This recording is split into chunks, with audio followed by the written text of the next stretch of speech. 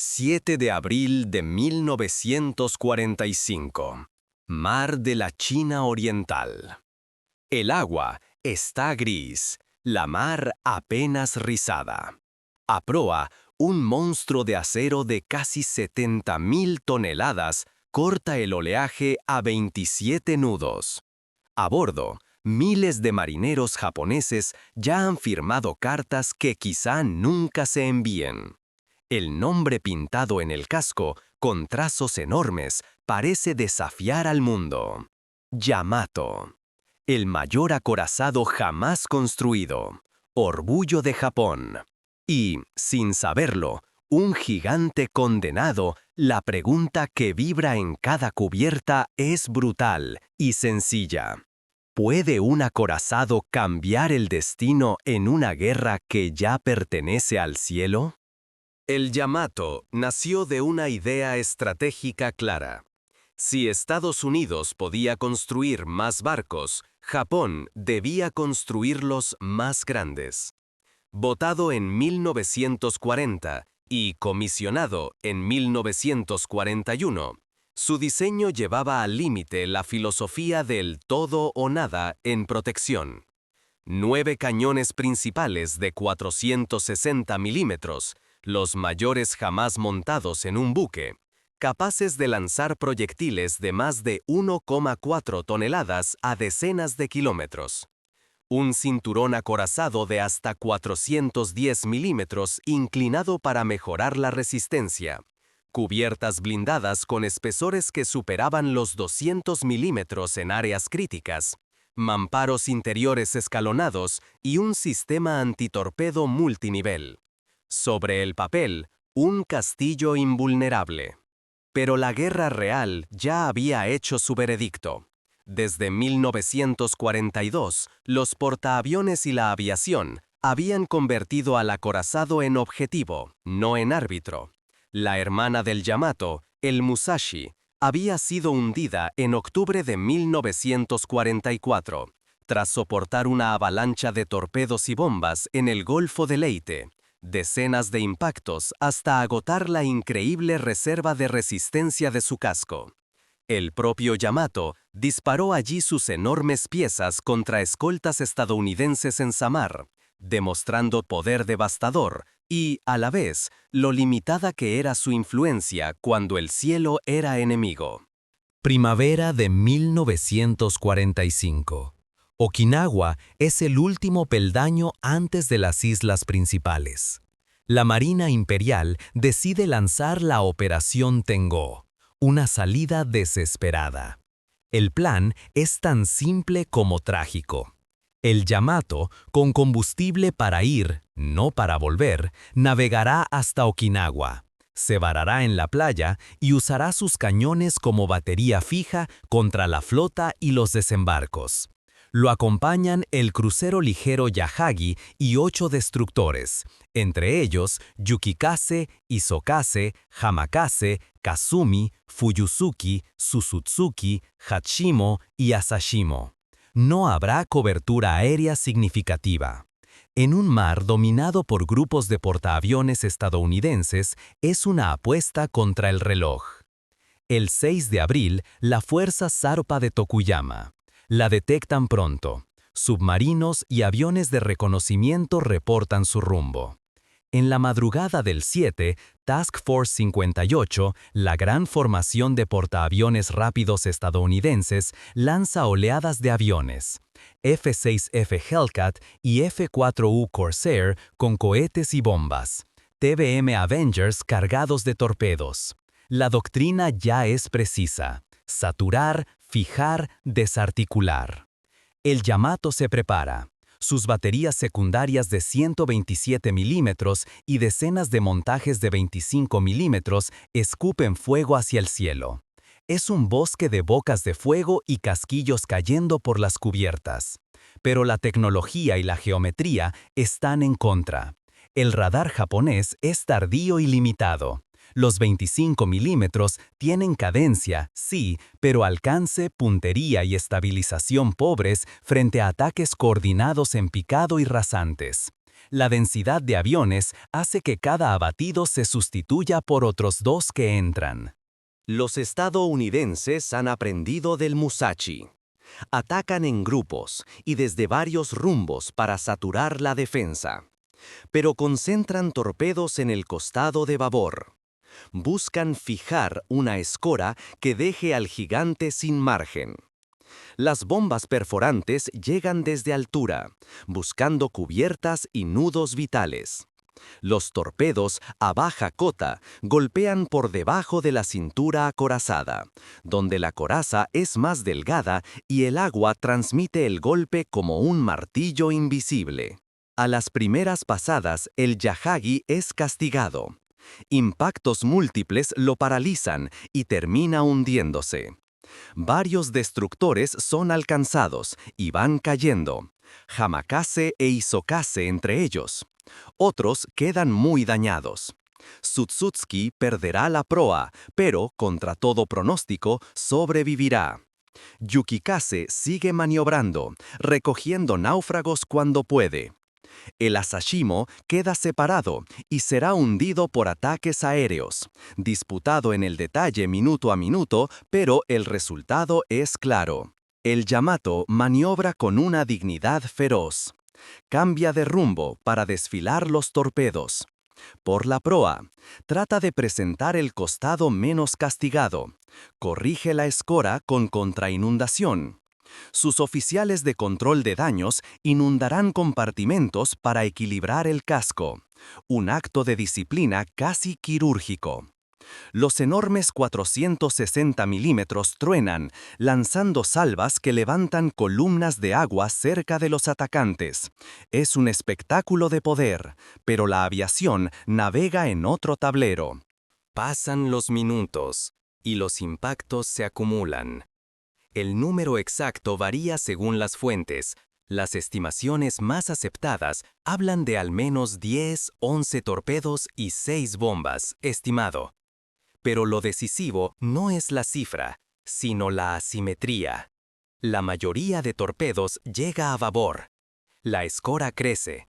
5 grados, 10 grados, 15. Llegado un umbral, la artillería antiaérea de ese costado queda inutilizada. El alumbrado y las bombas de achique empiezan a fallar por fallos de energía. Y el buque entra en un círculo vicioso. A más escora, menos defensa y más agua dentro. A primera hora de la tarde, una andanada de torpedos de nueva cuenta sacude el costado. El Yamato, ya herido, pierde velocidad y gobierno. La escora pasa de corrección posible a inclinación irreversible. En el interior, mamparos y compartimentos diseñados para resistir explosiones se han comportado bien durante mucho tiempo, pero el sistema antitorpedo, pensado para un número finito de golpes, no puede con una cascada que llega por el mismo lado. Los depósitos de combustible, vaciados para aligerar y por la propia operación de combate, dejan bolsas de vapor y un ambiente letal. Hacia las 14:20, 14:23, estimado, el casco se vuelca, la cubierta se convierte en pared, la torreta número 1, decenas de toneladas de acero, se desprende y cae. Cuando el gigante comienza a capotar, una explosión colosal rasga el mar. Una detonación interna, atribuida a la ignición secundaria en pañoles o en reservas de propulsante, genera una nube en forma de hongo visible a kilómetros. No es un arma nueva, es el final de un símbolo. En menos de 2 horas de ataques sucesivos, la aviación embarcada ha impuesto la regla que venía dictando desde 1942. El cielo manda. El saldo humano es demoledor. Del personal del Yamato, más de 3.000 hombres a bordo, perecen la gran mayoría. Los rescatados se cuentan en unos pocos centenares. Estimado, alrededor de 3.000 muertos y menos de 300 supervivientes. El Yahagi y varios destructores comparten ese destino. Algunos escoltas, como el indestructible Yukikase, lograrán regresar con su cubierta llena de náufragos, testigos silenciosos de la catástrofe. El análisis técnico de aquel día ofrece lecciones frías, pero necesarias.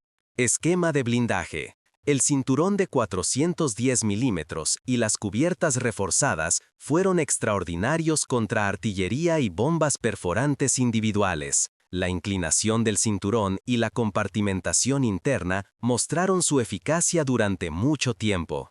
Pero la protección subacuática, bolles, mamparos, triple fondo, estaba dimensionada para un número limitado de torpedos, con cargas tipo 1930. La potencia y la cantidad de torpedos de 1944-45, lanzados coordinadamente y concentrados en un costado, superaron ese umbral. La física, no la voluntad, dictó el final. Artillería antiaérea y sensores. El refuerzo tardío de AA, 127 milímetros de doble propósito y abundantes 25 milímetros, no compensó la carencia de dirección de tiro y radar comparables a los de su adversario. Las piezas de 25 milímetros, el caballo de batalla japonés, tenían vibración, baja cadencia sostenida, alimentaciones complicadas y miras modestas. Frente a ataques coordinados y repetidos, su eficacia real fue limitada. Concepto operacional. La Tengo asumía navegar sin cobertura aérea propia y confiaba en la velocidad, el tiempo y el acero. En 1942, tal vez habría sido audaz. En 1945, era un sacrificio. La decisión de cargar combustible para un viaje de ida sellaba el espíritu de la misión, y su vulnerabilidad. No existía plan B. Daños y control. La tripulación del Yamato cumplió con rigor. Contra inundación, aislamiento de averías, maniobras evasivas para alinear torpedos. Resistieron más que cualquier buque contemporáneo podría haber resistido bajo esa densidad de fuego. Pero la secuencia, torpedos concentrados en un lado, pérdida de energía, inundaciones progresivas, generó una pendiente hacia el colapso estructural. El barco estaba hecho para aguantar el infierno, hasta que el infierno llegó en capas. Por mar y aire. La historia del Yamato es sobre todo humana. Muchos de sus marineros eran muy jóvenes. Para miles, aquel mar fue su tumba. En cubierta, durante los últimos minutos, los supervivientes contaron uniformes empapados de combustible, humo aceitoso, órdenes gritadas entre el bramido del viento y el estruendo de bombas. En el agua, manchas de petróleo, restos de madera y el eco que deja una estructura titánica al hundirse. Un vacío que se cierra. En términos militares, el hundimiento del Yamato no cambió el resultado de Okinawa.